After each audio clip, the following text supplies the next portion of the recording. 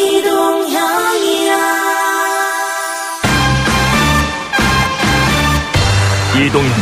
뉴스 정면 승부.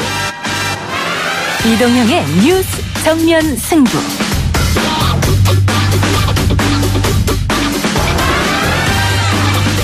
청취자 여러분 안녕하십니까. YTN 뉴스 FM 이동형 뉴스 정면 승부. 오늘 준비한 내용부터 먼저 알아봅니다. 좋지 않을 거라고 짐작들 하시는데요. 예. 굉장히 반응이 좋습니다. 현장에서 김경수 후보가 받는 호응이라고 그럴까요? 박수는 그 어떤 후보에 못지 않습니다. 네. 지난 5월 18일 이 방송에 나와서 이철희 의원이 한 이야기입니다. 그런데 오늘 기사 중에 경남이 심상치 않다. 김태호 후보가 김경수 후보를 한 자릿수 지지율로 따라잡았다. 이런 기사가 올라왔죠. 이철희 민주당 경남지사 후보 선거대책본부장 다시 한번 연결하겠습니다. 누구와 저는 그런 것보다는 오히려 자신과의 경쟁이다. 본선 경쟁력에서 과연 여당과의 싸움을 했을 때 어디가 승률이 있느냐는 것은 제1야당과 또 바른당과는 사실 비교가 안 되겠죠. 안철수가 이렇게 살아있네 이런 걸 아주 확실히 느끼겠습니다. 단일화에 대한 요구들이 많아요. 박원순 더불어민주당 서울시장 후보, 홍문표 자유한국당 사무총장, 손학규 바른미래당 상임 선거대책위원장 목소리 차례대로 들었습니다. 서울시장 후보 야권 단일화 움직임이 일고 있는데요. 단일화 셈법과 선거 이야기 최강병기 조대진 변호사 그리고 박상준 기자와 함께 이야기 나눠보도록 하겠습니다. 실질적으로 느끼고 보면은 이번 선거가 어떤 방향으로 갈는지 나름대로의 감을 잡을 수가 있는데 이 중앙에서의 흐름의 여론과 밑바닥의 민심은 다르다 이렇게 말씀드립니다. 여론조사와 바닥 민심은 정말로 다를까요? 선거대책본부장 맡고 있는 자유한국당 홍문표 사무총장과 자유한국당의 선거 전략 이야기 나눠보도록 하겠습니다. 도루킹 특검은 조건 없이 수용되어져요. 저는 이 시간부터 무기한 노숙 단식 투쟁에 돌입할 것을 말씀드립니다. 방금 들은 목소리는요. 김성태 자유한국당 원내대표의 목소리였는데요. 이렇게 말했던 자유한국당 입장이 난처해질 것 같습니다. 과거 한나라당 시절 매크로 여론조작 의혹이 나왔습니다. 특종 기사를 낸 김한 기자 그리고 김준일 팩트체크와 함께 팩트체크로 만나보겠습니다. 6월 5일 화요일 이동의 뉴스 정면 승부 시작하겠습니다.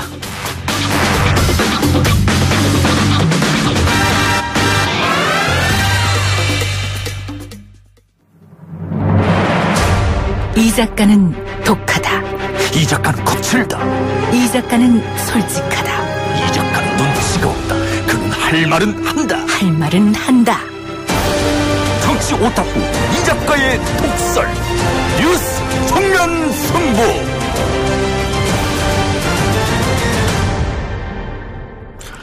(6.13) 지방선거까지 8일 정도 남았는데요. 사흘 뒤에는 사전투표도 시작이 되죠. 여야 모두 격전지를 중심으로 당력을 집중하고 있는 상태입니다.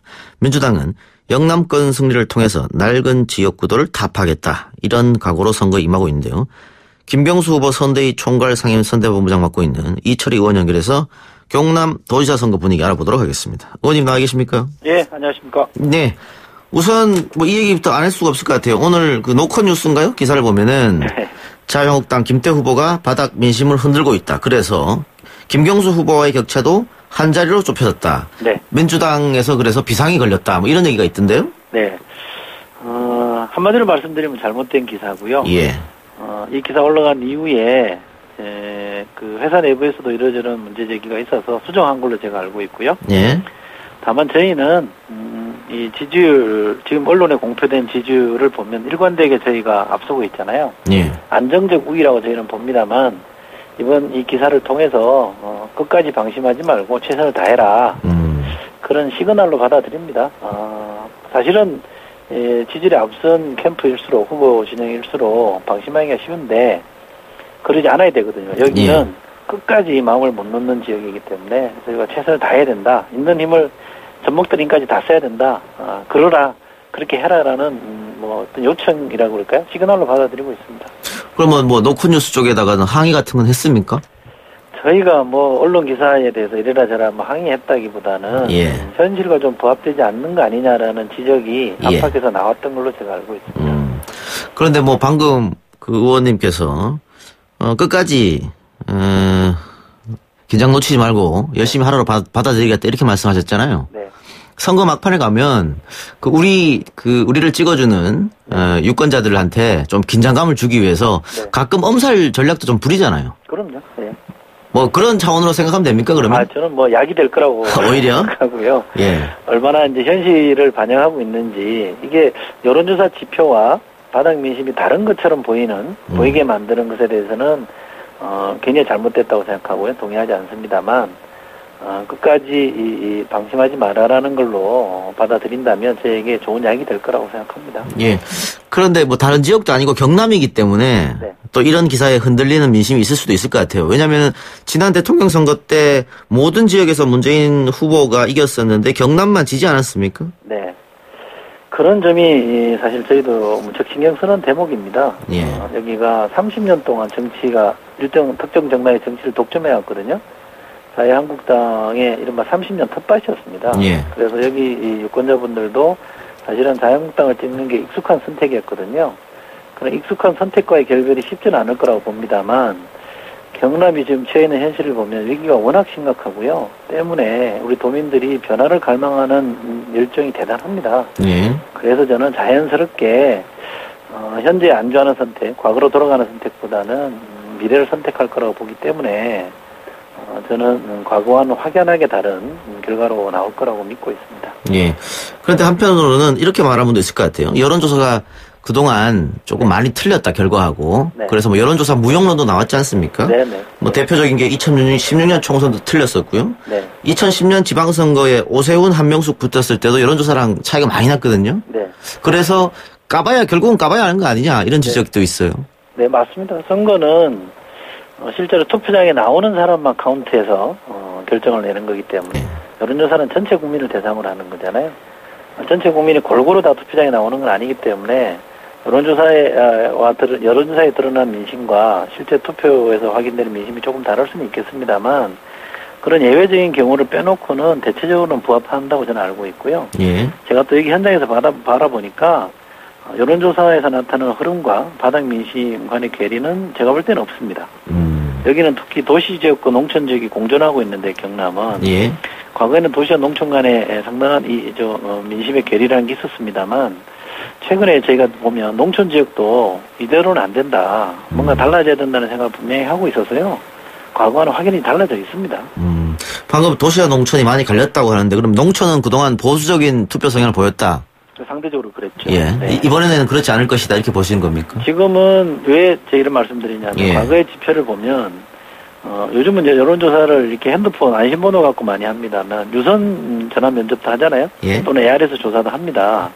근데 과거에 농촌에 해보면 특히 ARS 조사의 경우에는 거의 뭐 턱없을 정도로 저희 당이 밀렸거든요. 예. 근데 지금은 거의 붙어 있습니다. 이 여론조사 용어로 보면 거의 비슷하거나 조금 저희가 앞서 있거든요. 예. 이거는 대단한 변화 아닙니까? 많이 그러면 좋아진 거죠. 세대 투표 성향은 어떨까요? 세대 성향도 조금 있습니다. 예. 그런데 지금은 이제 어르신들이 지금 농촌에 사시는 어르신들도 그냥 젊은 사람들이 살아갈 이 삶의 터전이 이 땅이기 때문에 예. 그런 관점에서 조금 미래지향적 관점에서 표심을 결정하는 경우들이 많은 것 같아요. 과거보다는 훨씬 그런 점이 많아졌습니다. 그래서 지금 이대로는 안 되기 때문에 예. 그럼 더 나아지려면 어떤 선택을 해야 되느냐, 우리 아이들을 위해서 어떤 선택을 하는 게 좋으냐라는 관점에서 보고 있기 때문에 많이 달라지고 있는 거라고 저는 생각합니다. 너무 유리하게 파세 분석하시고 있는 거 아닙니까? 제가 본부장이라서 그런 점도 있겠습니다만 저는 가급적이면 예. 현실에 부합한 얘기를 하려고 애를 씁니다. 그래도 60대 이상에서는 고전을 면치 못할 것 같은데 김경수 후보가? 아니 뭐 세대별로 보면 젊은 세대에 예. 비하면 50대 이하는 저희가 좋습니다. 그러나 60대 이상 어르신으로 가면 상대적으로 젊은 세대에 비하면 조금 더 안 좋긴 합니다만 상대적으로 안 좋지만 과거에 비하면 많이 좋아졌다 이 말씀이네요. 과거에 비하면 엄청 좋아졌습니다. 예. 방금 미래팀 이야기도 하셨습니다. 네. 예.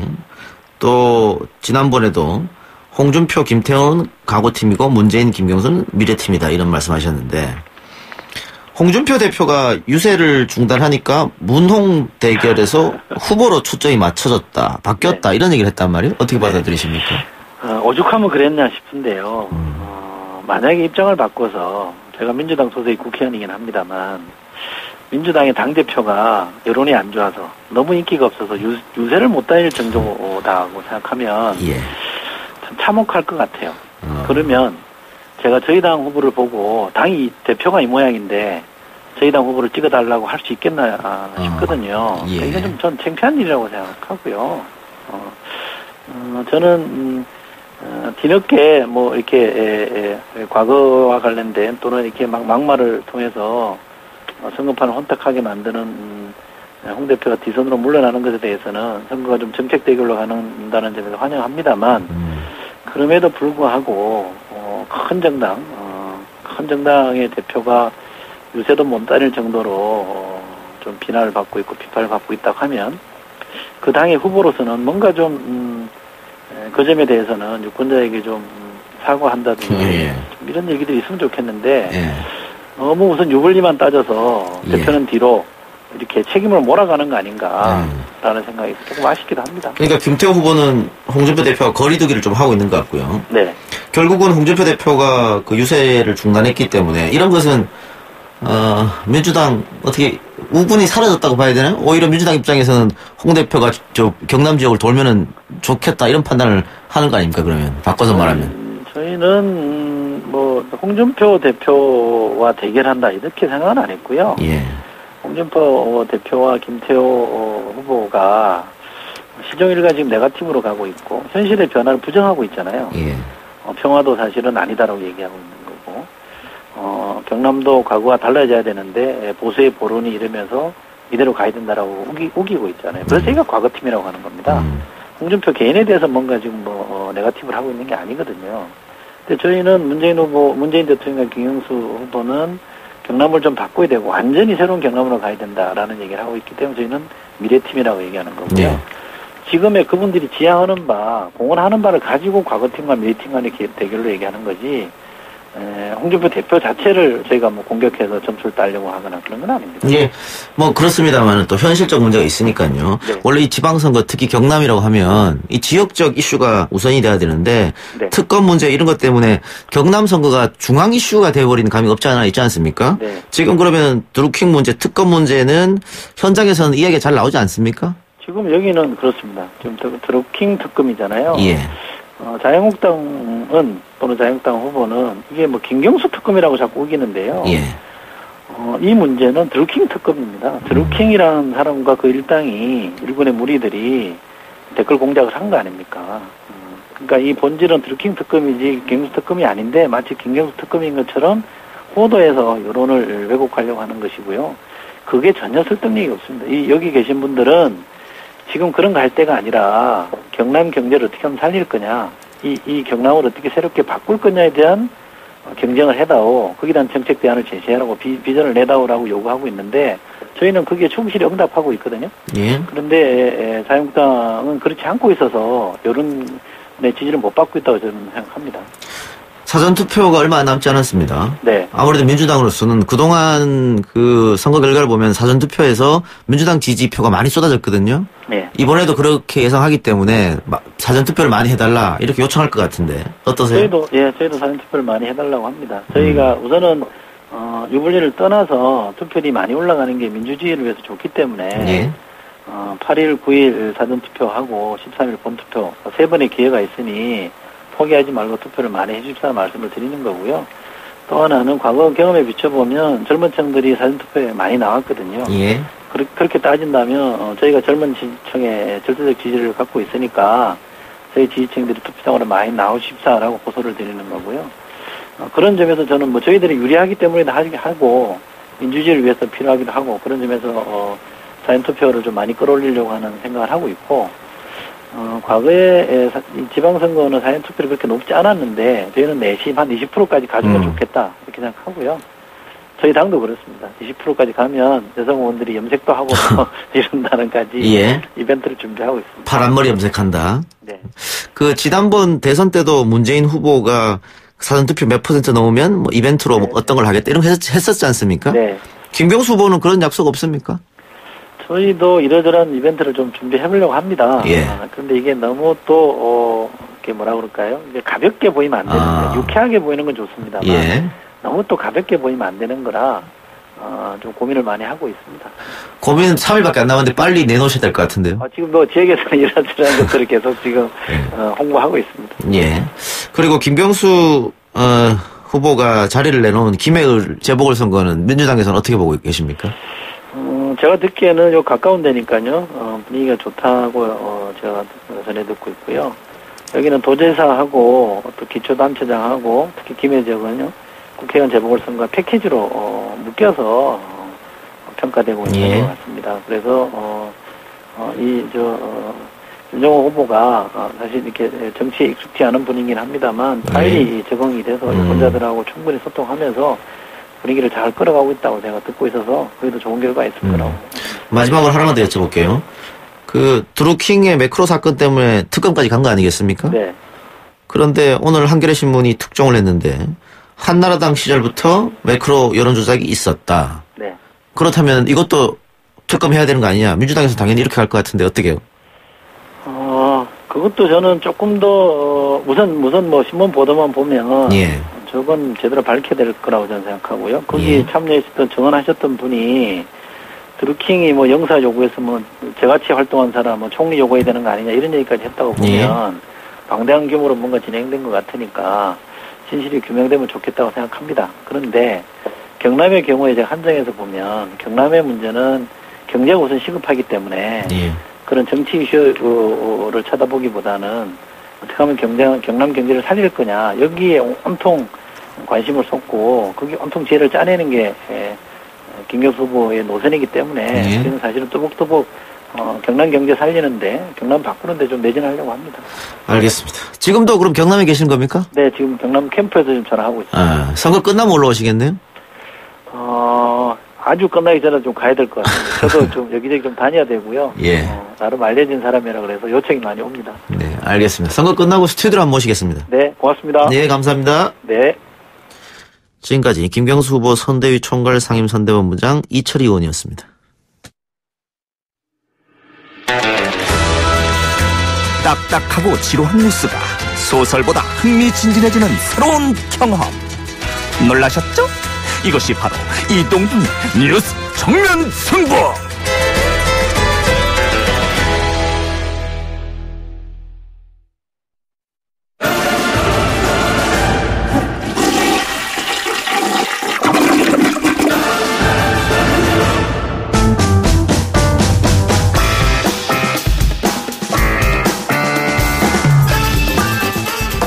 이동의 뉴스 정면 승부 2부 최강병기 코너 시작합니다. 오늘도 조대진 변호사, 한국일보 박상준 기자 나오셨습니다. 어서 오십시오. 안녕하십니까. 박상준 기자는 제가 이철희 의원하고 인터뷰하면 굉장히 불만인 것 같아요. 오늘도 밖에서 손가락질하고 그러시는데. 네, 3년 전에 두 분 사이에 일어났던 일 다 알고 있기 때문에 좀 가증스럽습니다. 그 평론가하고 정치인 사이가 뭐 싸우기도 하고 또 인터뷰도 하고 칭찬도 하고 그러는 거죠. 네네. 아닙니까? 그걸 감안하더라도 그 당시에 제가 정치부 출입기자로서 정말 저한테 엄청나게 정말 입에 담기 힘들 정도로 많은 얘기를 했던 게 바로 이동영 진행자이기 때문에. 정치부 기자는 어때요? 정치인하고 친하게 지내다가도 또 원수처럼 지내기도 하고 또 다음에 친하게 지내고 그렇지 않습니까? 저는 늘 공정하게 취재원들 공정은 하죠. 네. 저희도 공정하게 방송을 위해서 개인 어떤 친분이나 사감을 전혀 신경 쓰지 않고 방송하기 때문에. 근데 이제 뭐 이번 선거가 매우 중요하다는 걸 새삼 또 느끼는 게 뭐 그렇게 좀 거리가 있는 듯 했던 두 분이 또 어쨌든 이렇게 또 선거 앞두고서 뭔가 이렇게 가까이 지내는 것처럼 느껴지는 걸 보면 정말 정치는 사람이 할 게 못 된다는 생각도 듭니다. 가까이는 아니고요. 방송에서 공정하게 여야를 모셔야 되기 때문에 그런 의미였다고 생각해 주시면 될 것 같고요. 조대진 변호사 뭐 웃고만 있어요? 아닙니다. 재밌어서요. 그래요. 자, 오늘 할 얘기 첫 번째는 지금 이거 뭐 사법 파동이라고 해야 됩니까? 뭐 어떻게 말해? 대법원 파동이라고 해야 됩니까? 뭐 그 문건이 추가로 공개됐다고 하는데 세월하고 청와대 관련 문건도 포함됐다 그래요? 네. 뭐 제목들만 공개하려다가 이제는 너무 의구심들이 많아서 안철상 법원행정처장이 공개를 하기로 했죠. 대법원행정처에서. 그래서 이제 내용을 봤더니 여러 가지 내용이 많이 들어가 있습니다. 뭐 국민적인 관심사가 있었다거나 아니면 정치적인 이슈가 될 수 있었던 내용들도 나름대로 법원행정처에서 그 제목을 따서 이렇게 준비를 했던 정황들이 제목을 딱 보면 나와 있는 거죠. 그래서 대표적인 게 세월호 사건에 관련된 부분, 이 세월호 사건을 어디다 배당할 것인가에 관련된 부분도 고민했던 것 같고요. VIP 보고서라고 이제 대통령한테 뭘 보고하는지에 관련된 부분들, 그리고 이제 상고법원에 관련된 민주적 정당성을 확보하기 위한 그런 부분에 관련된 논의들도 문건으로 확인이 됐습니다. 구체적인 문건이라고 볼 수 있겠네요. 저는 그렇죠. 이거 보고 그 경찰 정보과에서 그 세상 돌아가는 것 보고해가지고 올리거든요. 예. 전 거기서 그 본 듯한 느낌의 그런 단어나 문구 이런 걸 굉장히 많이 봤고요. 마치 또 무슨 정부 부처에서 청와대 눈치 보면서 뭔가 우리 거 이거 좀 잘 돼야 되는데 하면서 눈치 보면서 쓴 그런 문건 같은 느낌을 받았어요. 예. 게다가 또 문제되는 게 문제 법관에 대한 시그널링 및 감독 방안. 이거는 사실은 법관 한 명 한 명은 다 독립된 분들 아닙니까? 그렇죠. 그런데 이렇게 했다는 것은 사찰했다는 말과 다름 아니잖아요. 그렇죠. 이게 바로 사찰이죠. 그러니까 어떻게 보면 법원들의 성향을 파악해서 관리를 했다라고 지금 보여지고 있고요. 방금 말씀 주신 대로 대부분의 국민들은 법관이 자기의 독자적 양심에 따라서 판단을 하는 줄 알았는데 그게 아니라 그 위에 있는 법원 행정처나 고위 법관으로부터 사인을 받을 수 있을 정도로 이제 관리했다라는 이런 정황들이 나오고 있는데요. 그 빅데이터를 모으는 그 예시로 나왔던 게 예를 들면 출퇴근했을 때 스크린도어에 신분증을 찍는 그런 시간이라든지 아니면 인터넷을 사용했던 시간, 판결문을 작성하는 데 투입되는 시간, 이런 것까지 다 이렇게 분석을 하고 있었다는 거죠. 예. 출세를 포기한 판사의 문제점과 대응 방안, 이건 뭡니까?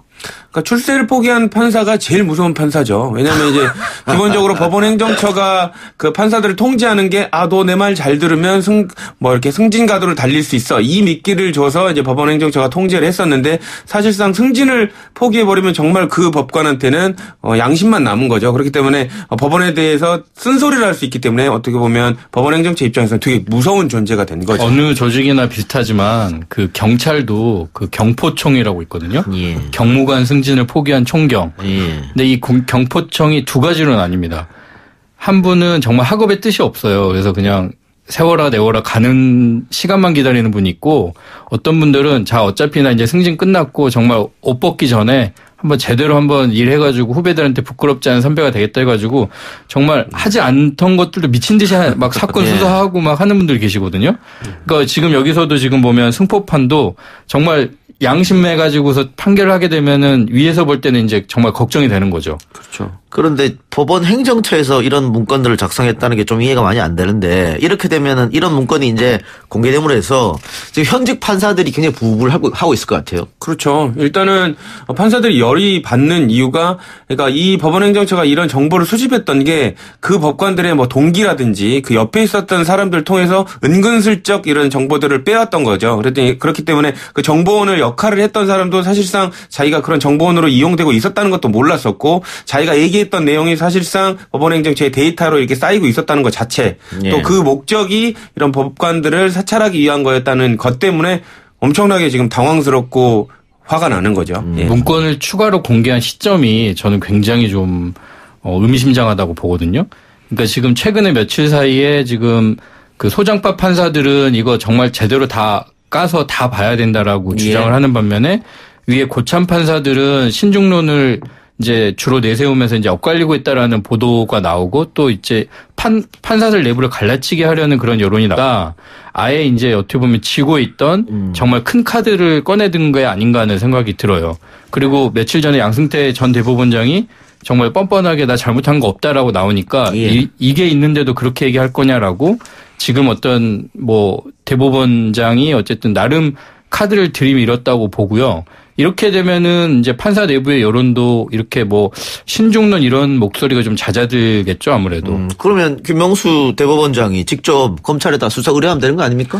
근데 이거는 이제 대법원장이 굳이 수사 의뢰를 할 필요는 없어 보입니다. 왜냐하면 기본적으로 이제 고발을 하는 것 자체가 이제 수사기관으로부터 하여금 사건을 인지하게끔 하는 건데, 지금 이미 민변이라든지 시민단체가 이미 다 고발해놨거든요. 그렇기 때문에 김명수 대법원장이 굳이 이슈를 만들 필요 없이 이제 유감 표명만 하더라도 수사는 하게 돼 있습니다. 아니 근데 그냥 검찰이 고발 받아가지고 수사하는 거하고 대법원에서 소위 말하는 들어와 해가지고 하는 거는 다르지 않습니까? 근데 이제 제 개인적인 생각으로는 대법원이 예를 들면은 이게 위법 사항이 있으니까 고발해 주세요라는 고발인의 위치를 해버리면 그거는 사실상 대법원이 이게 좀 유죄 성격이 있습니다라고 예단을 해버리는 결과가 되기 때문에 사실상 수사를 하고 받는 법관, 그러니까 새로 배당받아서 재판을 해야 되는 법관 입장에서도 이거는 결과를 뭐 만들어 놓고 하는 거 아니야 이런 비판이 또 있을 수 있는 거죠. 아니 근데 지금 고발장이 접수된 상태니까 거기 플러스 김명수 대법원장이 검찰 수사를 제대로 받겠다. 뭐 이런 말만 해줘도. 속은 시원하죠. 그렇게 아니, 그리고 검찰도 부담감이 없을 거 아닙니까? 왜냐하면 이게 사법사상 처음 있는 일이기 때문에 굉장히 검찰도 그냥 고발장 가지고 들어가기는 쉽지 않을 것 같은데요. 근데 검찰은 지금 뭐 표정 관리하기가 되게 지금 힘들 정도로 되게 어떻게 보면 꽃놀이패를 갖고 있는데요. 검찰이 안 그래도 지금 현 정부 들어서 여러 가지 좀 이렇게 문제점이 있는 부분으로 많이 지적을 받았었는데 사실상 그 비난의 포인트가 지금 법원으로 돌아가 버리지 않았습니까? 그러니까 그런 부분들의 이제 표정을 우리는 지금 피해 갔구나라는 생각에 더불어 이제 불편한 관계 어떻게 보면 좀 이렇게 견제해야 될 수 있는 법원을 견제할 수 있다는 점에서 되게 기분 좋게 수사를 할 것 같습니다. 우리가 하려고 했던 게 아니고요. 마지못해서 어쩔 수 없이 저희는 하게 됐습니다라는 걸 최대한 보여줘야 되는 게 지금 검찰 상황이죠. 예. 그래서 그 명분을 좀 줘라. 뭐 이런 말이 있으니까요. 다음 얘기해 봅시다. 안철수, 김문수 후보가 지난 일요일 만났다 그래요? 만났으면은 단일화 문제를 얘기했을 것 같은데 단일화는 두 가지밖에 없죠. 여론조사를 통해 가지고 수치가 많이 나온 사람이 단일화 후보로 되든가 아니면 단판으로 누가 양보해라 이렇게 되든가. 근데 두 사람 다 어떻게 그럴 방법이 마음이 없이 만난 것 같은데. 근데 이제 이거는 이제 만날 거다 결국에는 이런 추측은 있었지만 또 몰래 만난 것 같습니다. 근데 이제 이거는 이제 개인적으로 볼 때 정치평론하는 입장에서 볼 때 이루어질 수 없는 커플이거든요. 왜냐하면 기본적으로 커플이 이루어지려면 어느 정도 교점이 있어야 되는데 서로 다른 생각을 전혀 하고 있거든요. 그렇기 때문에 만나기는 했지만 결실을 이룰 수 없는 커플 이렇게 보시면 될 것 같습니다. 지금 시간적으로도 단일화하기가 어렵잖아요. 그렇죠. 그러면은 누군가 양보할 수밖에 없는데 지금은 서로 네가 양보해라 이런 입장인 거죠. 네, 그러니까 지금 현실적으로 만약에 기존의 단일화를 했던 그 과정대로 만약에 한다고 치면 오늘이 5일이니까 오늘 단일화를 합시다라고 해서 어쨌든 어떤 방식이나 이런 것들을 결정을 하고 내일 여론조사를 하는 거죠. 그래서 내일 뭐 한 6시까지 여론조사를 하고 그 결과를 내일 밤에 발표를 하는 거죠. 왜냐하면 모레 7일 0시부터는 그 여론조사를 했던 거를 공포를 할 수가 없게 돼요. 그러니까 내일 밤까지 여론조사를 공포를 해야 됩니다. 만약에 7일이 넘어간 채로 여론조사 결과를 하려면 숫자 이런 거를 발표를 못하고 그냥 막연하게 우리끼리 단일화 하기로 했고 뭐 A 후보가 단일 후보가 됐다라는 식으로 이제 선언만 해야 되기 때문에 굉장히 애매한 거죠. 그리고 아시다시피 8일, 9일이 이제 사전투표하는 날이기 때문에 물론 사전투표 한 다음에도 단일화는 할 수 있어요. 근데 지난번 선거를 예로 들면 전체 투표를 한 유권자들 5명 중에 1명이 사전투표로 투표를 했거든요. 그러니까 결국은 5명 중에 1명은 포기한 채로 나머지 4명 가지고서 지금 이제 단일화의 어떤 효과를 노린다라는 것이기 때문에 그 효과가 반감될 수밖에 없고 그리고 2010년에 예를 들면 그때 경기도지사 후보로 유시민, 심상정 두 후보가 나왔고 단일화를 결국 했어요. 유시민 후보로. 근데 제 기억에 그때 제가 경기도 사는데 투표하러 갔더니 벽에 이렇게 이제 써붙여 놓은 거죠.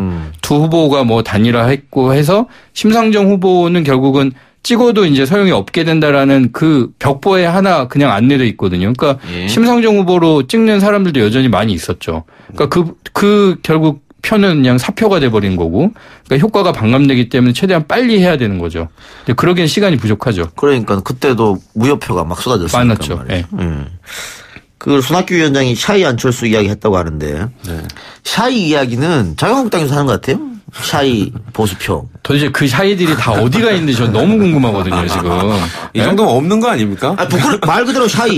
부끄러워서 안 나오는 거 아닙니까? 그러니까 샤이라는 게 보통 정말 남들은 다 정말 저쪽 왼쪽을 보고 있는데 나 혼자만 오른쪽을 보고 싶어 하니까 괜히 얘기했다가 창피할까 봐 얘기를 못하고 있거나 아니면 정말 전략적인 투표층 같은 경우에 내가 지금 괜히 여론조사 하는데 의견 내가지고 보태주느니 정말 가만히 있다가 정말 선거 때 딱 보여줘가지고 우리가 뭔가 판세를 뒤집어보자 이런 게 뭔가 그런 뜻이 모아져야 되는데 지금 솔직히 보수 진영 유권자들은 지금 그런 뜻을 모으기가 어렵거든요. 그렇죠. 누가 하나 이렇게 나서가지고 우리 작전을 짜서 자 우리 이제 투표하지 말고 샤이로 하기로 하고 투표하는 날까지 기다렸다가 시작할 때 딱 가서 투표합시다 이렇게 돼야 되는데 그러기에는 지금 보수 그 유권자들조차도 약간 멘붕이 온 상태이기 때문에 이 정도면 너무 해도 너무 부끄러워하는 거 아닙니까? 안 나타날 것 같은데요, 느낌이.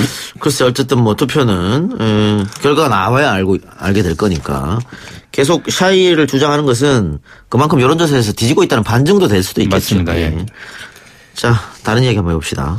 북미 정상회담이 시간이 결정됐다고 해요? 언제로 결정됐습니까? 이제 트럼프 대통령이 이제 날짜는 6월 12일 날 개최되는 걸 확정을 했고 이제 대변인이 공식적으로 개최되는 시간 좀 우리가 예상했던 것보다 좀 이른 시간인데요. 한국 시간으로는 10시, 싱가포르 현지 시간으로는 9시부터 시작하는 걸로 이렇게 지금 결정을 했습니다. 왜냐하면 그 시간이 미국 동부 시간으로 11일 밤 9시예요. 나름 프라임 타임이죠.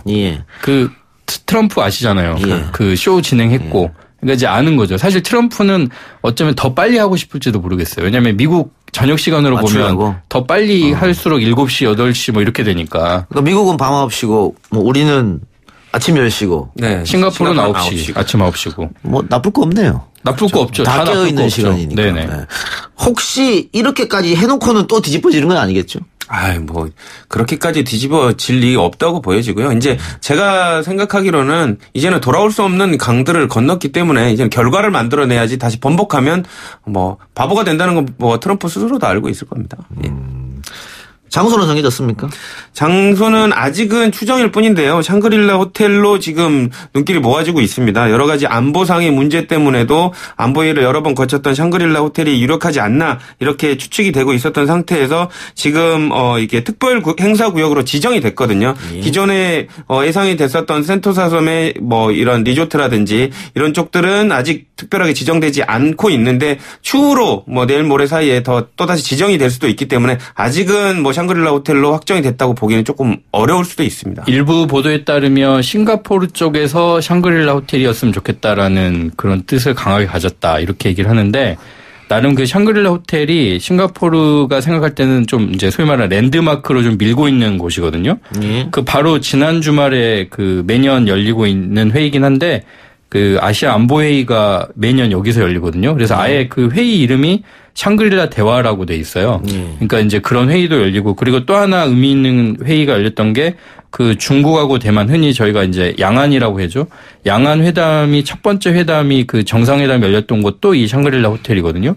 그러니까 나름 이제 싱가포르 입장에서는 그런 회담도 열렸겠다. 뭐 나름 그 위치나 안보 그 보안 문제나 이런 것도 나쁘지 않으니까 이제 샹그릴라 호텔을 선호를 하고 있는 것 같은데 이건 역시 뭐 확정된 거라고는 아직 볼 수는 없죠. 멜라니아 여사인가요? 네. 안 온다는 얘기가 있더라고 이번에 싱가포르 방문을. 네. 그러면은 김정일 위원장의 아내도. 김정은 위원장이. 김정은 위원장 아래도 안 나올 가능성이 높지 그렇죠. 않습니까? 지금 뭐 멜라니아 여사 같은 경우는 신장 수술을 군병원에서 받고 나서 그 뒤로 이제 안 보이고 있다고 해서 이번에도 참석을 안 할 것으로 지금 예상이 되고 있는데 그래서 김정은 위원장이 제일 안타까워할 것 같다라는 뭐 이런 우스갯소리도 나오고 있습니다. 왜냐하면 김정은 위원장은 이제 정상 국가의 모습을 보여주려면 같이 이렇게 부부간에 이렇게 하는 회동하는 모습을 보여줬어야 되는데 멜라니아 여사가 참석하지 않음으로써 이설주 여사도 못 데리고 가는 그런 상황이 돼버렸으니까. 저것도 궁금하더라고요. 보통 이 정상회담을 하고 나서 기자 간담회 하잖아요. 일문일답. 그럼 트럼프나 뭐 우리 대통령이나 그런 거 익숙해졌기 때문에 다 하는데 김정은 같은 경우에는 그런 적이 없지 않습니까? 일문일답. 네. 이번에는 할까 말까. 또 그렇다고 트럼프 혼자 할 수는 없는 거 아니에요? 어떻게 제 생각에는 충분히 할 수 있을 것 같아요. 있다. 이제 아마 그동안 그 문재인 대통령하고 지난번에 1차 정상회담 때도 옆에서 이제 뭐 그 질문 답은 하지 않았지만 분위기를 대충 익혔을 거고 그러니까 어느 정도 조금 이제 소위 말하는 적응 연습, 훈련 뭐 이런 것들이 돼서 이번에는 할 수 있을 거라는 생각이 들어요. 그리고 아무래도 이번에 하게 되면 이제 통역을 거쳐서 하게 되잖아요. 그럼 좀 부담이 덜하겠죠. 이번에 기자들이 뭐 두유노 싸이 같은 건 안 하겠죠? 싸이 아십니까? 이런 질문을 안 하겠죠? 그렇죠.